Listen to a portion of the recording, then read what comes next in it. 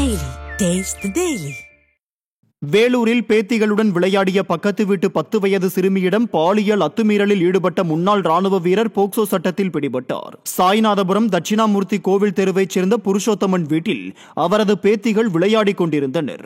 அப்போது பக்கத்து வீட்டைச் சேர்ந்த 10 வயது சிறுமியும் அவர்களுடன் சேர்ந்து விளையாடிய நிலையில் சிறுமியிடம் புருஷோத்தமன் பாலியல் அத்துமீறலில் ஈடுபட்டதாக கூறப்படுகிறது.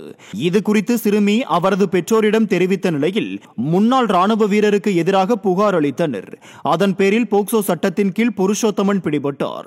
நாள்தோறும் சிறுமிகளுக்கு எதிரான பாலியல் வன்கொடுமை அதிகரித்து வரும் நிலையில் அப்பா ஸ்டாலின் கும்பகர்ண தூக்கத்தில் உள்ளாரா என மக்கள் கேள்வி எழுப்புகின்றனர்.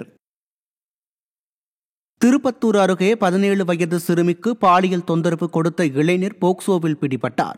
ஜோலார்பேட்டை அடுத்த சின்ன வெங்காயப்பள்ளி குறும்பர் வட்டத்தைச் சேர்ந்த 28 வயதான கோபால் 17 வயது சிறுமி ஒருவருக்கு பாலியல் தொந்தரவு கொடுத்துள்ளார்.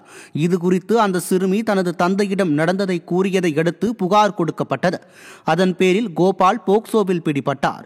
விடியா ஸ்டாலின் ஆட்சியில் நாள்தோறும் சிறுமிகளுக்கு எதிரான குற்றங்கள் அதிகரித்து வரும் நிலையில் பெண்களுக்கு பாதுகாப்பு இல்லாத மாநிலமாக தமிழகம் இருப்பதாகவும் பொதுமக்கள் குற்றம் சாட்டியுள்ளனர். தஞ்சாவூர் அருகே மனைவியின் முதல் கணவருக்கு பிறந்த மகளுக்கு தொடர் பாலியல் தொல்லை அளித்த காமுகன் போக்சோவில் சிக்கினார். திருவிடைமருதூர் பகுதியைச் சேர்ந்த 38 வயது பெண் ஒருவர் தனது கணவர் இறந்த நிலையில் பிரகாஷ் என்பவரை இரண்டாவதாக திருமணம் செய்து தன் பெண் குழந்தையுடன் வசித்து வந்துள்ளார்.